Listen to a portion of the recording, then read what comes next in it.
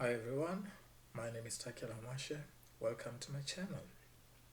In this video I'll be covering module 1 of the English 1503 assignment 1, which is due in August 2020. For ease of learning, the module has been broken down into mini lessons which you can pause and revisit anytime. And the mini lessons are 3 assignment mistakes to avoid, 6 top tips for tackling article reading assignment, 4 super skills for answering short paragraph questions, and 5 short paragraph questions busters.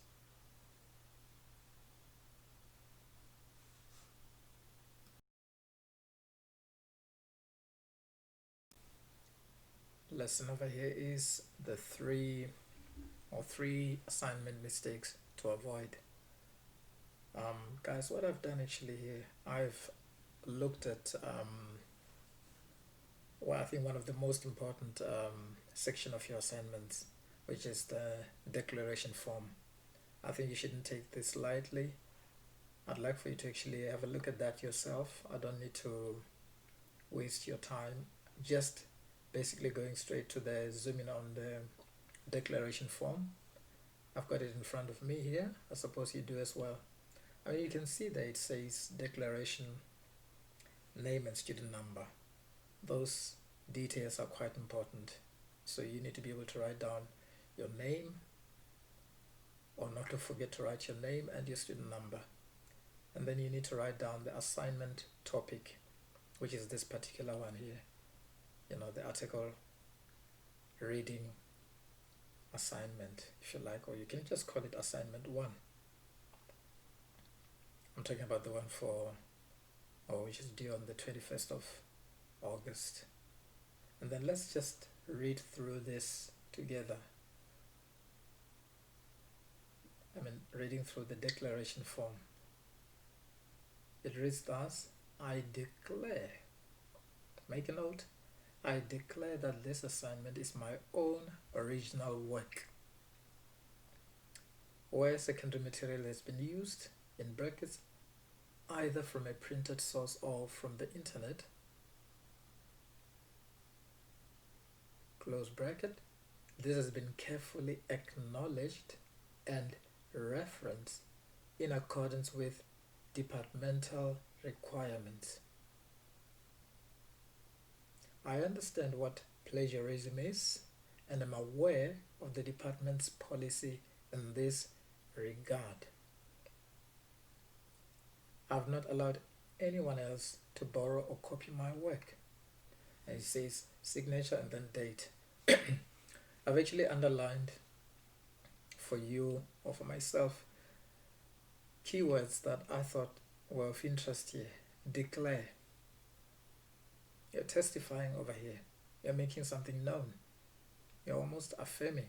It's an acknowledgement, right? That you understand what you're doing. You can't complain afterwards or cry foul about it. It's clear there that whatever you put down there, you are aware as a student what you're doing. And it also says further down there, this has been carefully acknowledged and referenced. So everything else that you're going to do there is you need to make sure when you're actually using words that are not your own, you have to reference them. Of course, for this assignment, you're not necessarily asked for references, which we'll talk about later in the next video on about how to go about answering this.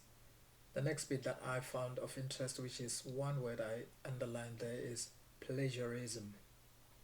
Plagiarism is very, very simple. Taking someone else's work and make it your own. And that is theft. You will be penalized for that. So be careful.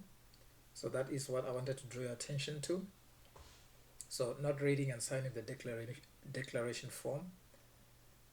The next bit is submitting the assignment late. You're putting yourself in a catch-22 situation there where you can't pass the course. You will not pass the course because the assignment is late. The lecturers won't have time to mark an assignment which is late.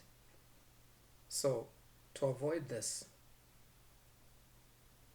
you need to make sure your assignment is planned in advance and submitted hopefully a week before, and you've got a chance of passing that assignment with flying colors.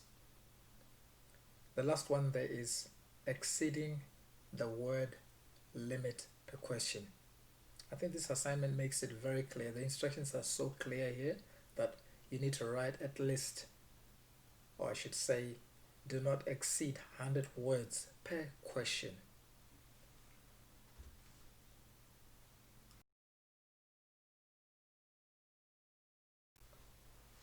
In this mini lesson, I've included top tips for tackling article reading assignment. For those of you who might want to polish up on that, if you already know well, that's alright. But you might find this useful as well if you sit down and have a look at it. So basically, the first one there is read the question carefully. Do not rush into answering the question and you think you understand it.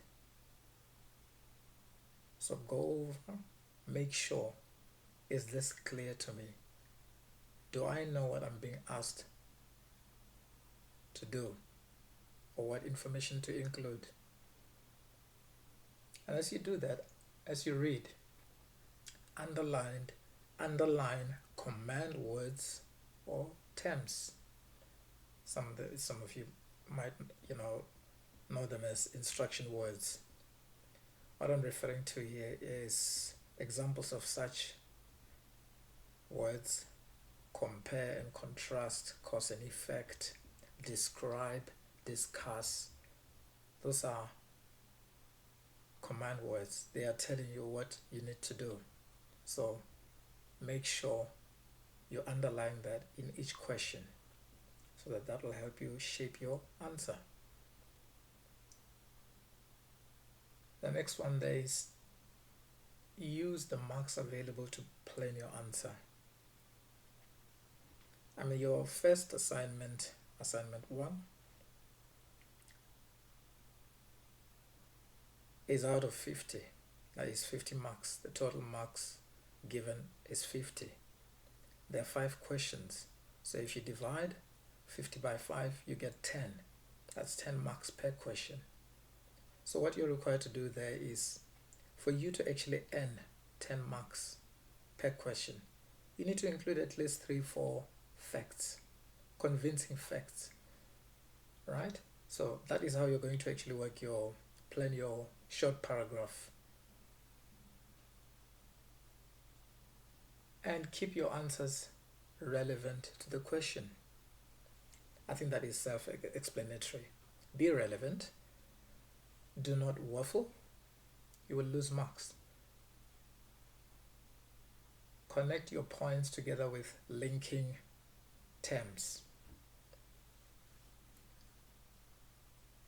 Linking terms are very powerful in signposting the reader and also steer your thinking, right? So if you think of linking words, you're thinking of words such as, or rather, linking words that show you're adding something, such as and, also, in addition, or you could look at cause and effect: because, so, therefore, as a result.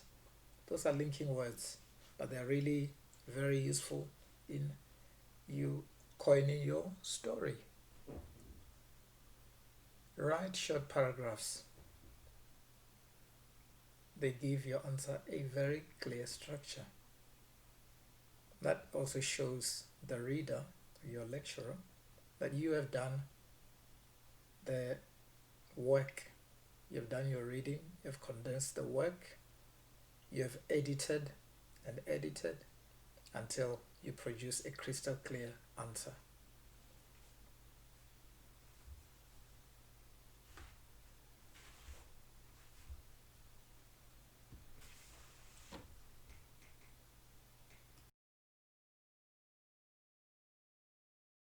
4 super skills for answering short paragraph questions. Be a critical reader. What is being tested in this whole assignment is your criticality, your ability to analyze information and use it, hopefully come up with new information out of what you would have read. But it also goes to show that you're a deep reader. You understand issues and you tease them out in a most convincing way. Practice summarizing information from text. So as you read the text, you should be able to condense that information, classify it, in other words, ideas in there, ideas that address whether it's religion, whether it's democratic governments, or why cults are the way they are. We will talk about this, but basically for any piece of reading, academic reading, you got to be able to summarize, and that is a powerful skill. Provide short and concise answers. You don't have to get into the long-winded way of writing. Just get to the point. Be short, sweet, and concise. Use correct spelling and grammar. This is one of the highlights, or should I say, warning that was given in your instruction, that your work will be marked strictly based on correct spelling, acceptable spelling and grammar. So you need to check this out and make sure your work is edited for this before it's submitted.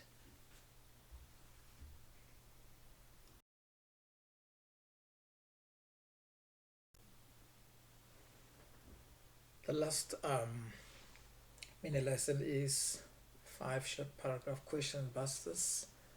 This is really to help you earn more marks. These 5 little steps are just there for you to provide you a way of seriously cracking this assignment and making sure you leave nothing to chance. So if we look at the first one there are 5 questions, each worth 10 marks. That's really important for you, so that you know how to plan and get your assignment to the required standard without getting penalized. Don't be afraid to use a dictionary to find difficult words, because that also enhances your reading. And all the information you need to know is provided in the text. So for this particular assignment, really what you're looking for, what the lecturer is asking for you to do, you don't need to look anywhere else apart from the text that you provided that's in front of you. Okay, then you also have to remember to answer all the questions in your own words. You need to paraphrase, do not copy. You've been warned before. And the final point is show an excellent understanding of the topic. Let your writing show very clearly that you have actually read this, but you've also got depth into what is being discussed. The whole question of cults, make sure that that is convincing. But in any case, in my next video, I'll be showing you exactly how to go about handling these questions and how to answer to earn top marks. Thanks for watching, guys. Leave a comment below and don't forget to subscribe. And don't miss my next video. I'll be showing you how to answer assignment 1 questions